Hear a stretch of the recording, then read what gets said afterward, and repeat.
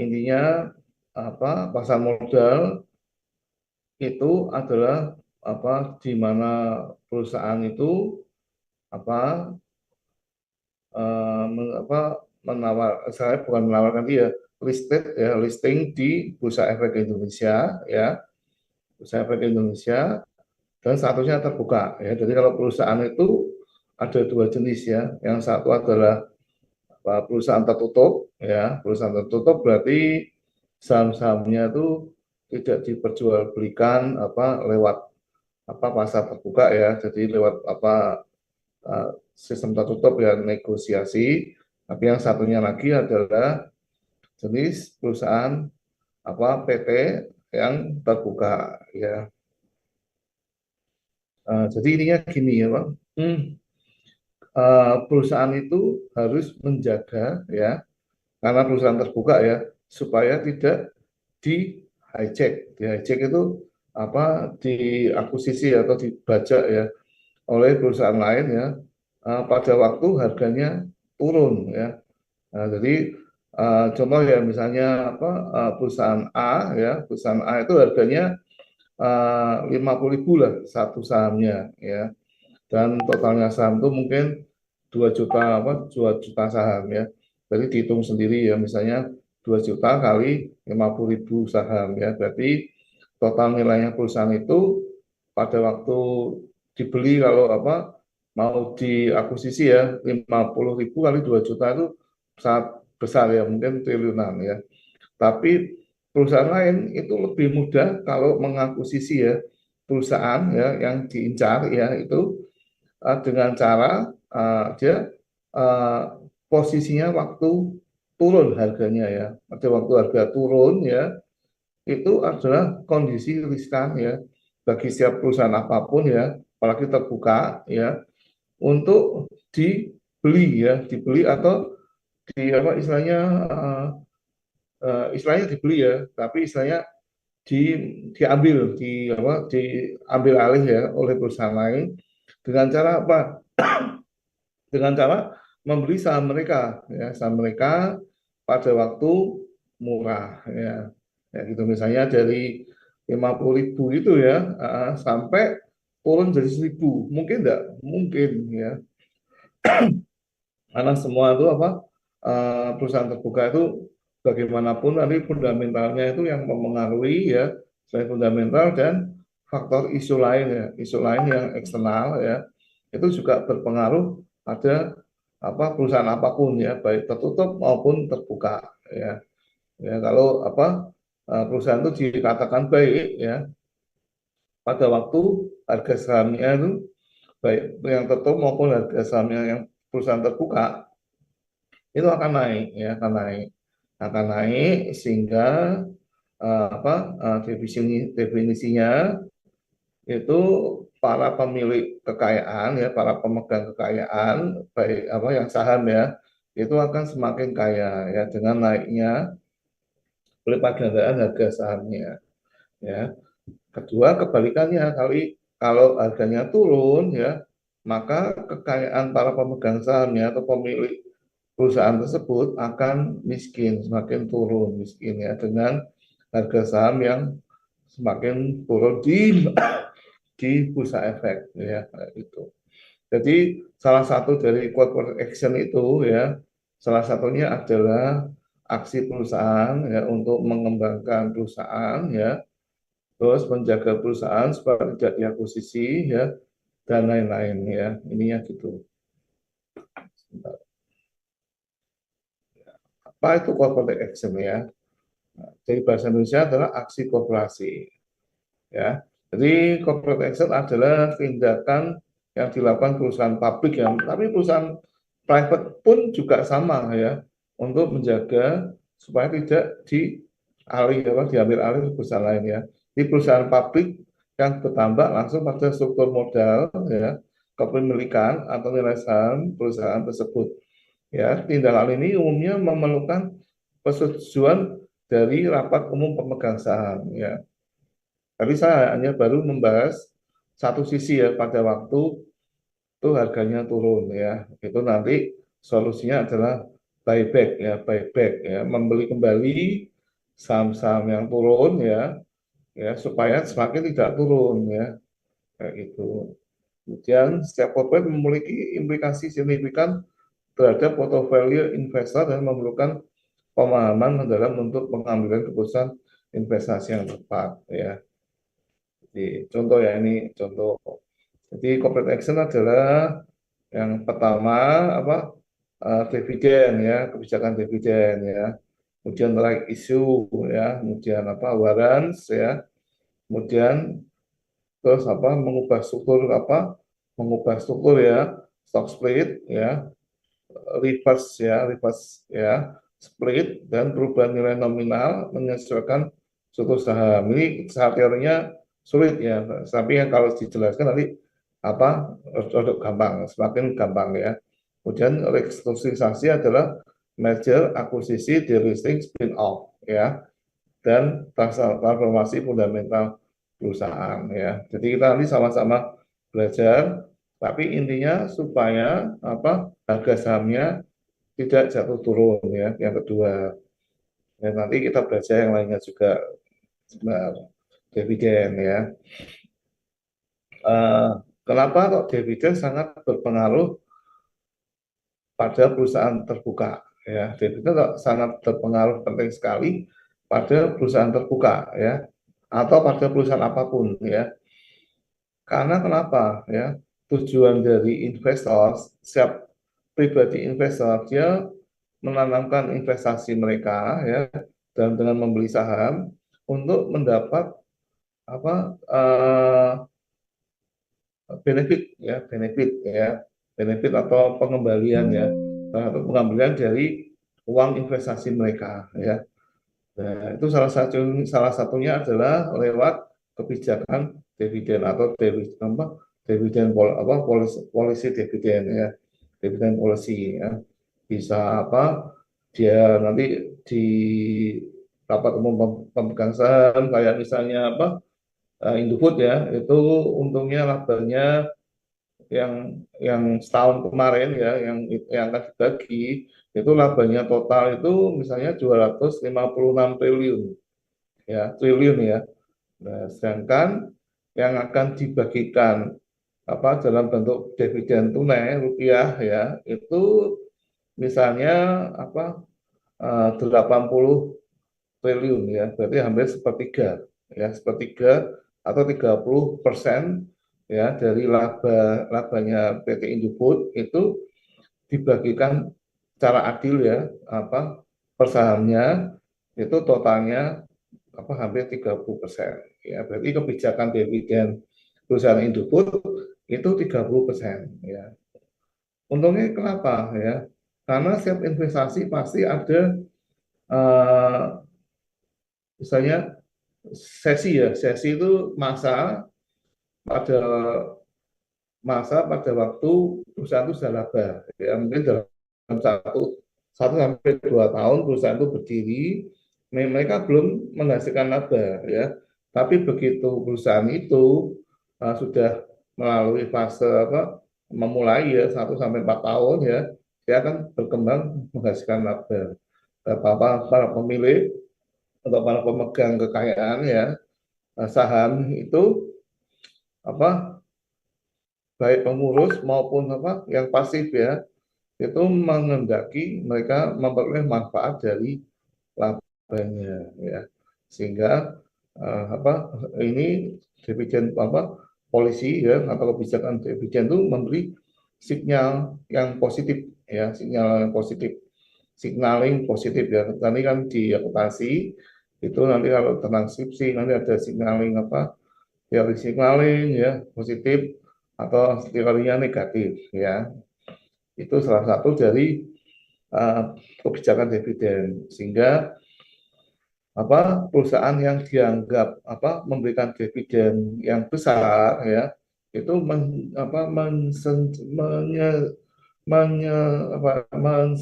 mensejahterakan apa, para pemilik sahamnya ya, itu salah satu ya, itu menjadi sinyal positif keluar ya bagi para investor yang lama ya maupun para investor yang baru ya, nanti itu kan biasanya dimasukkan apa di surat kabar ya, nanti di RUPS itu apa atau di laporan keuangannya itu akan apa menjadi istilahnya ada gula, ada semut ya, sehingga menarik apa para calon investor baru ya untuk apa membeli saham perusahaan tersebut ya, contohnya Indofood ya, Sukses Makmur yang membagi dividen apa 30% ya.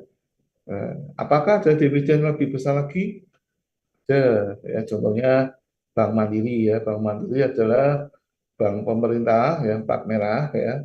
Itu memberikan hampir dividennya hampir 100% ya, karena dia perusahaan dari pemerintah dan harus mengembalikan apa memberikan manfaat bagi uh, pemerintah Indonesia itu hampir 100% ya.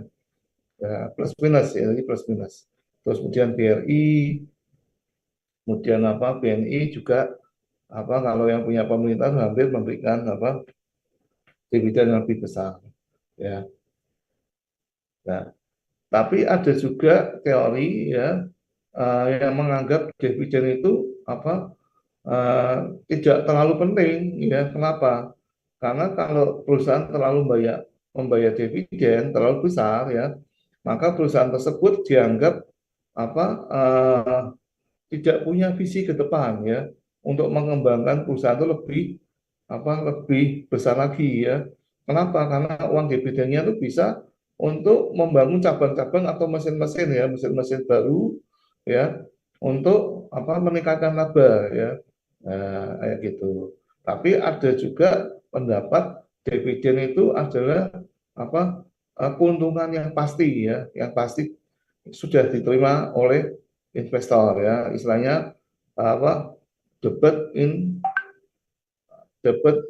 the hand ya, berarti apa burung itu sudah ada di kepalan tangan ya, itu sudah pasti ya, dibandingkan dengan capital gain ya yang belum pasti ya, itu maka dividen itu memberikan apa eh, sesuatu yang sudah pasti ya bagi para investornya. Jadi banyak teori tentang apa dividen, kebijakan dividen ya, itu salah satu dari apa action korporasi ya, atau corporate action dari perusahaan. Dan apakah dividen itu benar-benar menggambarkan perusahaan itu bagus atau tidak ya. Ya karena secara teori harusnya bagus ya, secara teori harusnya bagus, tapi banyak penelitian ya, ada apa penelitian dari jurnal-jurnal ya, ada beberapa perusahaan yang sebetulnya jelek ya kinerjanya, tapi mereka supaya dianggap baik ya, mereka memberikan dividen yang tetap terus ya, yang besar bagi para investor supaya apa mereka tertarik membeli saham ya, kayak gitu. Jadi plus minus ya, bagaimana para investor itu lebih jeli ya melihat sinyal dari dividen ya yang dibagikan ya, itu dengan cara apa melihat yang membagikan itu perusahaannya itu bagus atau tidak ya. Itu adalah salah satu perdebatan ya. Ada perusahaan yang bagus ya senantiasa memberikan dividen, tapi ada juga perusahaan yang apa kurang bagus ya fundamentalnya juga memberikan dividen ya, kayak gitu. Kemudian tiga jenis dividen ya adalah yang pertama dividen tunai atau dividen RP ya, adalah pembagian laba dalam bentuk uang tunai ya langsung masuk ke rekening investor ya, nanti kena pajak nih biasanya ya. Bentuk dividen paling umum dan disukai investor karena sudah pasti ya, pasti di tangan ya. Jadi investor pasti mendapat apa profit ya, profit dari dividennya ya, dibandingkan dengan iming-iming apa kalau dia main saham ya, ada tipe investor yang suka apa pasti ya, dan tidak suka yang apa gambling atau trading ya, yang apa trader ya, dia pengennya yang pasti-pasti aja, maka dia akan memilih investasi adalah dividen tunai ya, dividen ya. Nah, cara ngitungnya gimana ya? Cara ngitungnya ya itu apa labanya dibagi total saham ya, saham yang beredar yang dijual apa yang dimiliki oleh para investor ya. Itu dalam bentuk rupiah. Kemudian ada yang bentuk kedua adalah dividen saham ya. Jadi pembagian labanya bukan apa dalam bentuk rupiah ya, tapi apa dalam saham baru ya, sehingga meningkatkan jumlah kepemilikan tanpa mengeluarkan uang tunai. Jadi perusahaan itu mengganti dividen tunainya dengan sejumlah saham baru ya, kayak gitu. Ini juga menarik ya, apalagi untuk perusahaan-perusahaan yang apa sudah settle ya sedunia, misalnya kayak Facebook ya, kayak Google ya, itu jumlah sahamnya mereka terbatas ya, sehingga kalau apa ada perusahaan yang apa dibeli oleh Google mereka ya, mereka akan di apa jualnya adalah ganti saham ya, daripada Google mengeluarkan uang, mereka apa mengganti dalam bentuk saham ya. Demikian juga untuk investor ya, investor. Nah, investor yang sudah berpuluh-puluh tahun menikmati apa misalnya dari Google itu keuntungannya earning ya, earning dari apa misalnya perusahaan yang di Amerika, mereka pasti akan apa tergiur ya dengan penambahan saham baru, sama saham lama aja misalnya contoh ya, yang investor punya 100.000 atau 1 juta lembar saham ya. Kalau ditambahi apa dividennya dibentuk dalam lembar saham baru ya, maka keuntungannya akan bertambah ya. Kemudian ada juga dividen dalam bentuk dividen properti ya atau barang, tapi jarang dipakai dalam corporate action ya. Ini contohnya ya, harga saham ya, dan efeknya ya, kebanyakan ya apa harga saham ya itu nanti akan naik ya, akan naik dulu ya, akan naik dulu sebelum apa dividen tunai itu dirilis akan dikeluarkan ya. Contoh misalnya ya, ini harga sahamnya 2.500 ya, dividen sahamnya 200, pajak dividennya 10% ya. Ya, cara teoritis ya, harga teoritis harga ya, tak kurangi dividen kali pajak. Jadi dia akan turun ya, ini turun ya 2.320 setelah ya, setelah exit ya. Tapi itu tidak menjadi masalah ya. Kenapa? Karena investor ya mendapat sahamnya 200 rupiah per saham. Dipotong pajak berarti 180 apa rupiah per saham dikalikan misalnya dia punya 1 juta lot ya, 1 juta lot berarti untung 180 juta ya, sudah bersih pajak final ya. Itu adalah salah satu sisi kenapa investor tetap menyukai dividen tunai ya. Ya ini adalah apa jadi ada aturan ya untuk para investor lama ya atau investor baru yang pengen menikmati dividen tunainya atau dividen tunai saham atau lainnya harus mengikuti aturan yang ada ya. Jadi ada pembelian pembelian saham sebelum cum date ya dan lain-lain, dan sebelum expired itu harus dipatuhi. Kalau enggak mereka tidak akan punya kepemilikan saham dan tidak akan diberi dividen ya. Ya, ya ini adalah apa corporate aksi yang kedua atau right issue ya, atau hak membeli terlebih dahulu ya, HEMTT ya. Corporate action memberikan hak kepada pemegang saham lama ya untuk membeli saham baru dengan harga tertentu sebelum ditawarkan ke publik. Ya, ini untuk melindungi pemegang saham dan dari dilusi kepemilikan ya. Kita ada istilah baru ya, dilusi ya.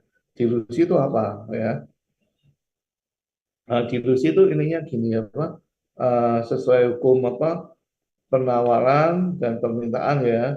Misalnya jumlah sahamnya misalnya yang sekarang tuh misalnya ada 1 miliar 1 miliar saham ya. Kemudian di apa misalnya mau di apa eh, sahamnya mau diperbanyak atau mau di tambah kapasitasnya ya menjadi 1.200.000 ya. otomatis ya, otomatis dengan bertambahnya jumlah saham ya, maka sesuai dengan teori penawaran dan permintaan, maka harga saham tersebut akan turun ya. Itu adalah dilusi. Jadi semakin banyak harga saham yang beredar ya, maka membuat harga sahamnya itu turun ya. Nah, itu. Kemudian ini contoh right issue ya. Harga gumnya 2.400, rasionya 4:1 ya. Berarti 4 saham ya lama berhak membeli saham baru satu ya. Harga pelaksananya 1.500 ya. Nilai isunya adalah harga kum ya 2.400 dikurangi 2.200 ya. Itu berarti rate isunya 180 rupiah per saham ya, per rate isu. Harga teoritisnya berarti 2.200 lebih turun ya. Ya, saya itu dapat diperkirakan selama periode pelaksanaan. Jadi semuanya ini harus mengikuti aturan dari Bursa Efek Indonesia ya, atau OJK. Warrants ya, warrants itu memberikan hak pada pemegang saham untuk membeli saham dengan harga tertentu dalam periode tertentu, misalnya 1 sampai 2 tahun ya. Pembelian investor menerima warrant gratis ya. Nah, warrant gratisnya itu dapat diperdagangkan ya. Jadi mau didagangkan atau tidak ya. Terus kemudian mau dikonversi jadi saham atau tidak. Dan yang keempat adalah warna itu akan hangus jika tidak digunakan ya. Jadi kalau tidak digunakan nilainya akan nol ya, atau hilang. Ini contoh adalah apa contoh waran ya. Setiap 10 saham UFB mendapat satu waran dengan exercise price 2.000, maturity 2 tahun dengan harga saham saat ini 2.500. Maka nilai intrinsik ya, nilai intrinsik atau nilai wajarnya ya dari saham tersebut adalah 2.500 dikurangi 2.000, maka 500 rupiah. Jadi kenapa kita harus belajar aksi korporasi ya? Karena kita belum tahu nilai wajarnya, nilai pokoknya itu berapa. Ya, dari setiap aksi korporasi minimal kita tahu ya, waran itu 500 rupiah ya. Kalau yang sewajarnya. Tapi kalau ditawarkan 1.000 berarti kemahalan ya. Tapi kalau ditawarkan 100 juga menjadi tanda tanya kemurahan ya. Tapi kalau di harga 400 kita bisa untung atau enggak ya gitu. Ya, kemudian stock split ya. Stock split itu beda dengan stock split ya. Jadi pemecahan nilai saham menjadi lebih kecil ya, sehingga jumlah saham beredar bertambah. Misalnya contohnya paling banyak itu stock split itu dikarenakan ya, stock split itu apa ditujukan ya jikalau harga sahamnya pada perusahaan tersebut atau tertentu itu sudah menjadi sangat mahal ya, sehingga kalau ditransaksikan di bursa efek ya itu menjadi istilahnya kesulitan ya para investor yang uangnya kecil ya untuk membeli sahamnya itu satu saham ya. Contoh kayak BBCA ya, Bank BCA itu rata-rata dulu sahamnya itu 2.500 ya. 1.500 diperdagangkan ya menjadi berapa bulan atau berapa tahun menjadi 10.000 per saham atau 15.000 per saham ya. Kalau yang di 2.500 ya itu dianggap liquid ya. Liquid itu istilahnya banyak investor yang bisa membeli ya, sehingga peredaran sahamnya itu banyak ditransaksikan ya, sehingga liquid ya. Liquid itu bukan kayak istilahnya likuiditas saja ya, tapi liquid itu sering ditransaksikan oleh para investor ya. Jadi kalau harganya 2.500 banyak yang jual, banyak beli, banyak jual dan beli. Tapi kalau harganya sudah mencapai 12.000 atau 10.000 bahkan 15.000 itu akan kesulitan ya para investor yang menengah ya untuk membeli ya, karena membutuhkan uang yang lebih banyak. sehingga perusahaan ya itu menentukan bahwa yang harga sahamnya yang 15.000 itu atau 10.000 itu ya di stock split ya, ya menjadi lebih kecil ya, dari harga 10.000 dikembalikan menjadi 2.500 ya, tanpa mengurangi hak dari pemilik saham yang 10.000. Caranya gimana?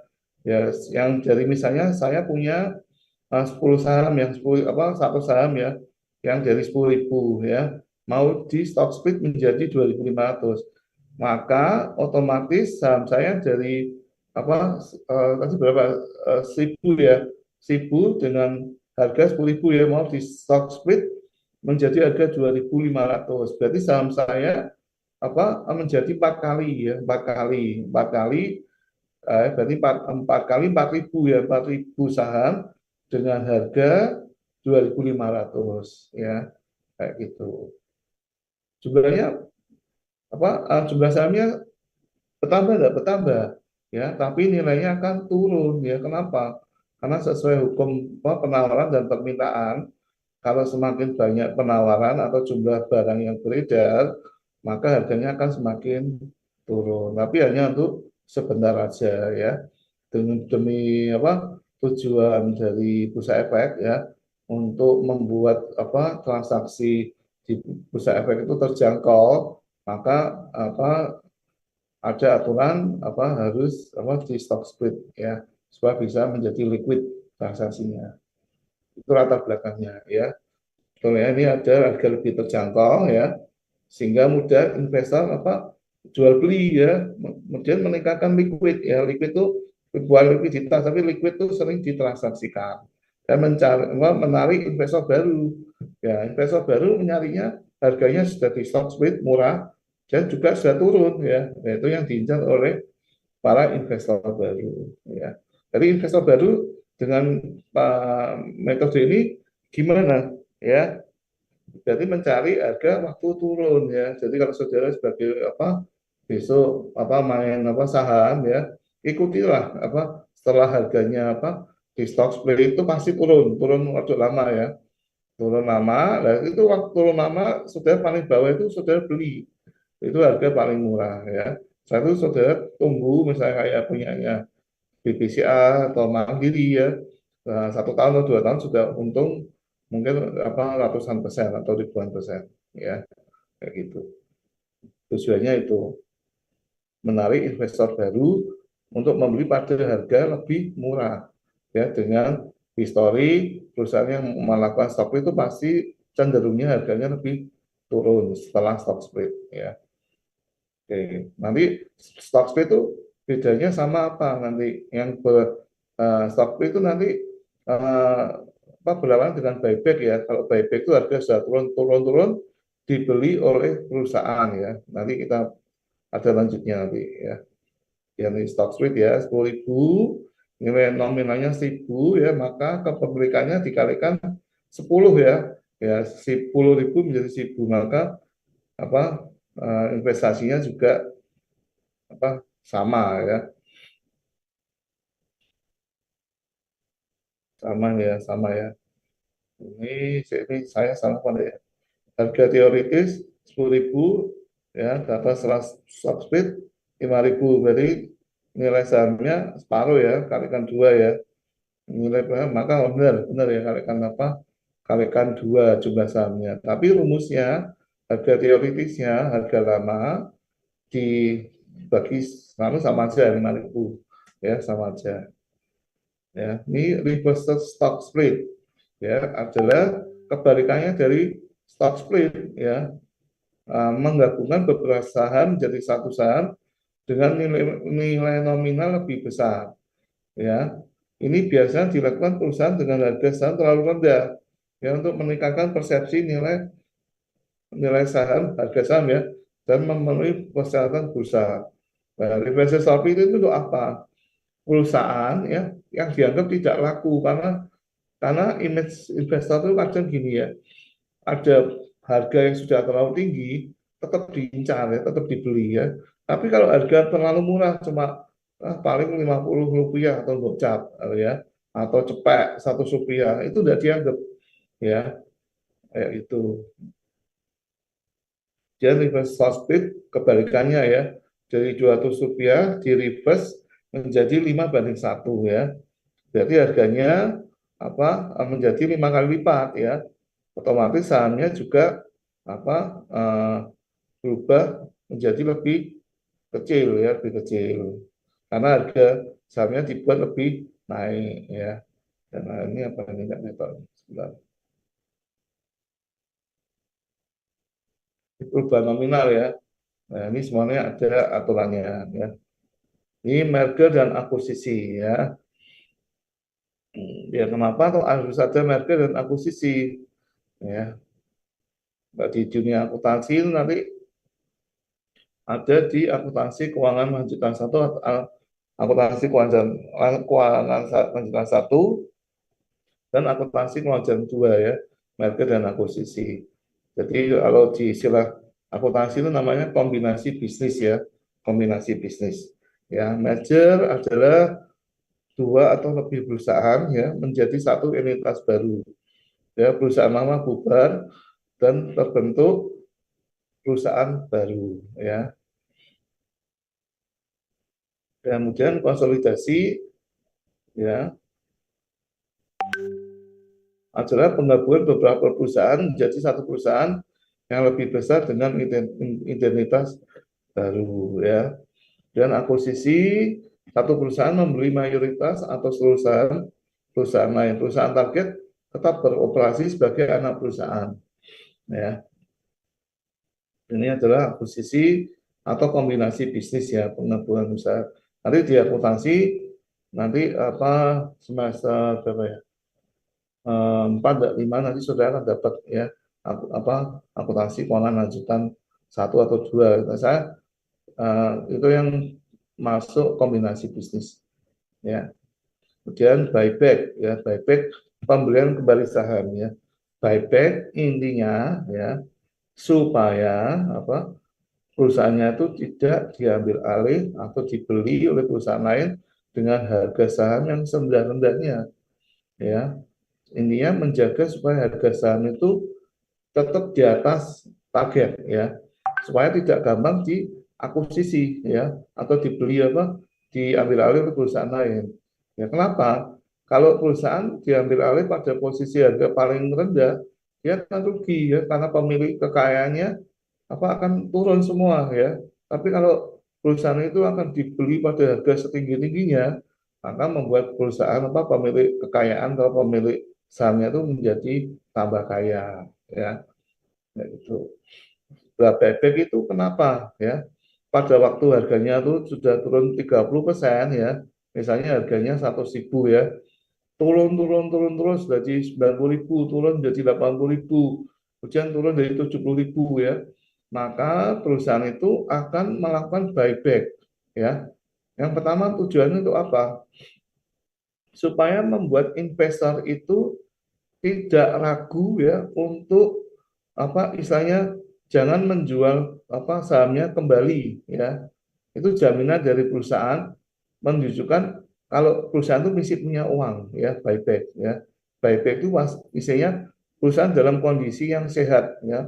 Uang cashnya itu cukup ya untuk natai pembeli beli saham lagi ya. Itu memberikan sinyal keluar ya, perusahaan itu mesti keuangannya mesti baik ya, mesti bisa mengembalikan beli-beli saham yang sudah dibeli orang lain ya, diambil lagi ya, dibeli lagi supaya para investornya itu tidak ragu ya, dan membuat harga itu tidak semakin turun ya, karena dari fungsi buyback biasanya itu harga saham akan naik dan naik dan naik, sehingga itu membuat signaling positif ya, tidak menurunkan harga saham tapi membuat harga saham semakin naik ya. Pertahanan takeover ya, supaya tidak diakuisisi diambil alih oleh, dihijack pada waktu permainan di sel ya sama perusahaan lain, jual. Nah itu kesempatan pemilik untuk membuat corporate aksi dengan buyback ya. Dengan saham beredar lebih sedikit ya, nanti karena contohnya nanti di akuntansi juga apa istilahnya aku lupa sih. Nanti sahamnya misalnya ya buyback PT ABCD ya sahamnya itu 10 miliar apa 10 miliar saham ya. Pada waktu dia melakukan buyback ya, maka yang di buyback itu misalnya 10 miliar saham ya, yang di buyback misalnya 10 miliar yang di buyback 5 miliar saham ya, maka nanti jumlah saham yang sudah dibeli itu tidak akan diperdagangkan lagi ya, dengan istilahnya jumlah saham yang beredarnya dari 10.000 ya menjadi 10 miliar menjadi 5 miliar, otomatis jumlah barang yang tersedia itu semakin sedikit dan itu akan membuat eh, permintaan apa jumlah barang yang lebih sedikit, permintaannya sama, membuat harganya akan semakin naik ya. Nah gitu intinya dari situ. Dan itu memang harus keputusan dari internal perusahaan bahwa menunjukkan perusahaan itu mesti punya uang ya untuk melakukan buyback ya. Kemudian nah ini kalau delisting ini ya, nah, delisting adalah penghapusan pencatatan ya. Saham dihapus dari pencatatan di bursa baik secara sukarela maupun dipaksa karena tidak memenuhi persyaratan bursa. Delisting ini membuat saham sulit diperdagangkan dan dapat merugikan investor yang tidak sempat menjual sahamnya ya. Ini merupakan kasus ya, kasus dari bursa efek ya. Kalau kita salah satu resiko ya kalau kita beli pada perusahaan yang salah dan perusahaan itu sampai di delisting ya. Gitu. Alasan delisting ya, mungkin perusahaannya itu tidak memberikan laporan keuangan yang tetap atau dia seringkali terlambat ya sehingga didenda sehingga mendapat warning dari IDX ya atau Bursa Efek Indonesia sehingga dia dipaksa keluar ya karena tidak memenuhi aturan dari Bapepam atau OJK ya. Nah, ini kalau spin off ya, spin off itu misalnya contoh ya, contohnya paling gampang apa? Ini contoh ya, IBM ya. IBM itu terkenal jauh sebelum Microsoft ya. Nah, IBM itu spin off ya, divisi Lenovo ya. Lenovo kalau tidak salah Lenovo komputer ya, laptop, PC ya, itu di spin off dari unit bisnis IBM ya. Sehingga kenapa? Ya, sehingga supaya supaya fokusnya dari IBM itu hanya memberikan terpusat pada fokus jasa dan implementasi dari aplikasi IBM yang sudah banyak ya. Dan dinilai bahwa Lenovo itu istilahnya lebih baik di spin off atau dipisah atau dijual ya dari perusahaan itu ya. Ya itu. Dan manfaat spin off ya fokus ya. Jadi kayak IBM tuh nanti fokusnya sekarang bukan jualan software ya, tapi apa kayak jasa cloud, jasa server ya, pelatihan. Nah, itu adalah fokus yang lebih lebih fokus dibandingkan kalau IBM itu tetap menjual laptop atau PC merek Lenovo ya atau Dell ya. Itu adalah spin off ya. Kemudian tanggal penting ya, jadi tanggal penting itu aksi korporasi masih akan memberikan tanggal-tanggal atau rundownnya ya, rundown tanggal-tanggal tertentu dia kapan mengumumkan, kapan eksekusi dan lain-lain ya. Nah ini ya, ini announcement ya, announcement adalah pengumuman atau rilis ke publik ya, dia mau punya rencana ya, announcement date ya. Kemudian kumdit adalah itu yang harus diwajibkan oleh para peserta yang melakukan aksi korporasi, harus selesai dulu sebelum kumdit ya. Ya, setelah expired date ya itu juga harus dilalui oleh para yang melakukan aksi korporasi secara lengkap ya dan lain-lain ya. Ini contohnya nanti ada ya. Terus komptit dan expected. Ya, ini adalah tabel ringkasan ya. formula dividen tunai. Nah, satu lagi ada teori ya, nilai perusahaan itu atau apa, nilai keuntungan ya, keuntungan itu mengapa kok pakai dividen ya, dividen ya. Karena ada teori apa, aku lupa sih. Teori valuasi dividen ya. Jadi valuasi uang dividen yang sekarang ya, kemudian apa, ditambah uang dividen besok ya, ditambah uang dividen seterusnya, nanti akan menggambarkan ya keuntungan yang apa ke depan tuh perusahaan itu kemana ya. Itu sehingga menjadi titik tolak ya, nilai wajarnya dari saham itu ditentukan salah satunya dari dividennya, nilai bunga berbunganya dari dividen ya. Dan ini stock split sama ya, nanti tinggal dipelajari aja. Ini right issue juga sama ya. Ini kemudian dampak terhadap investor ya. Jadi dividen itu pasti apa, menggambarkan ya, yang pertama cara realita ya, bahwa perusahaan itu laba ya. Kan tidak ada perusahaan yang rugi membagikan dividen, tidak ada, jarang ya, kecuali perusahaan yang sengaja membagikan dividen tapi apa, markup ya, manipulasi labanya itu kemungkinan ada ya. Jadi menunjukkan bahwa perusahaan itu laba, dan laba itu adalah sebagai apa, signaling ya, signaling apa, gula bagi semut-semut ya, untuk dibeli sahamnya ya. Yang kedua, dividen itu menunjukkan bahwa perusahaannya itu masih punya uang ya, masih punya uang banyak ya, dan lain-lain ya. Kalau stock split ya, itu apa, istilahnya perusahaan menaati aturan dari OJK ya, liquid ya, supaya likuiditasnya terjangkau ya. Kemudian dari perusahaan setiap corporate action itu memberikan sinyal-sinyal tertentu ya, mungkin ada sinyal negatif, ada positif ya. Itu adalah efek dari dampak dampak dari corporate action ya. Dan like issue ya, like issue berarti menambah kepemilikan ya dengan harga diskon dan buyback. Dan kemungkinan yang apa, yang positif, menaikkan harga saham dari penelitian-penelitian itu ya, bukan di generali ya, tapi tidak semuanya ya, itu adalah buyback dan dividen ya. Dividen itu pasti akan membuat harga saham itu akan besoknya akan naik. Sedangkan stock split atau apa, right issue akan membuat harga itu turun turun turun turun. Nah, itu waktu itu buat investor lebih baik dibeli ya. Ini dampak negatifnya adalah dilusi ya. Dilusi itu nilai turunnya apa? Nilainya turun, tapi jumlah sahamnya tidak turun ya. Ya gitu ya. Jadi nilai harganya itu turun, tapi jumlah sahamnya sama ya. Ini memberikan sinyal negatif ya. Ini dilusi ya, ini sebelum right issue ada contohnya ya. Nah, dilusinya berarti 24 juta menjadi 22 juta 200. Ya, kehilangan dari apa, 1 juta, satu juta 800 atau 7,5% dari investasi awal ya.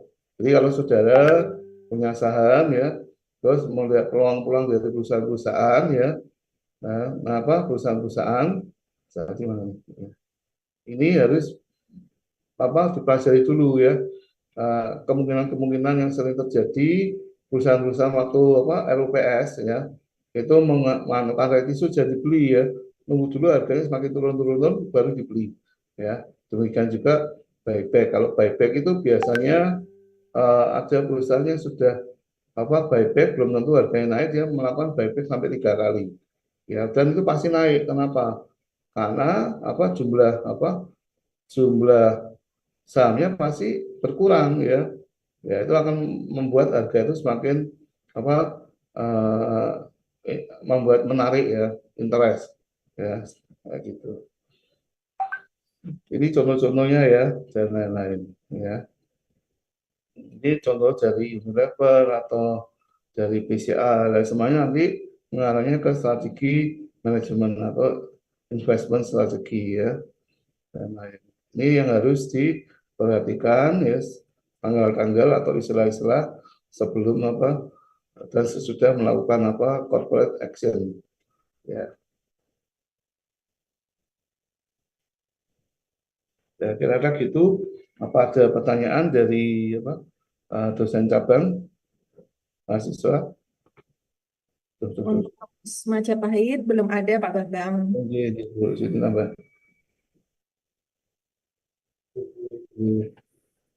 Nambah hilang. Tuh. Oke, kalau gitu saya sudahi ya. Apa insya Allah materi ini bisa menjadi apa menambah wawasan ya.